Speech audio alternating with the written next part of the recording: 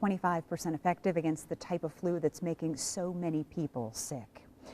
But that does not mean flu season is over. In fact, one local school says flu has overrun the building. Granger Christian School closed its doors today. WSBT 22's JESSI is here with me right now. And Jessie, there were just too many kids calling in sick.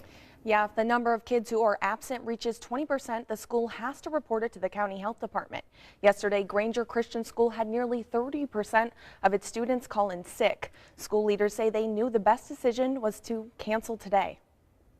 Normally, these halls are filled with students. Today, the only people you'll see at Granger Christian School are maintenance workers. We're taking this opportunity to go through and sanitize every surface. They're deep cleaning the school, hoping that when students return, the flu will be under control. Principal Mark Weaver says he knew they had to close after what happened yesterday, when nearly 30% of the school was absent. Our sixth grade has 24 kids. We started the school day with 11 and ended up with 5. And it's not just the students. We had several teachers that called in sick, some personally sick, some had to be home with their children.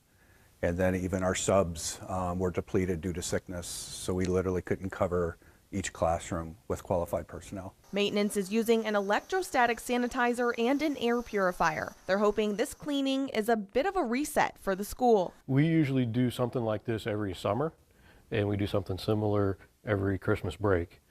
But this is very unusual to have to do this during a school semester. So I've been in education for 34 years. I've never experienced closing schools for illness. For snow, out California for fires, but never for illness. Weaver's planning to open the doors after this long President's Day weekend. We're hoping we have our 100% of our student body back and our teachers, but we'll see how the weekend goes. I spoke with the St. Joseph County Health Department. Officials say they haven't had any other schools in the county close because of the flu, but they urge everyone to be aware that this is still peak flu season. Wash your hands and stay at home if you're not feeling well. Jennifer.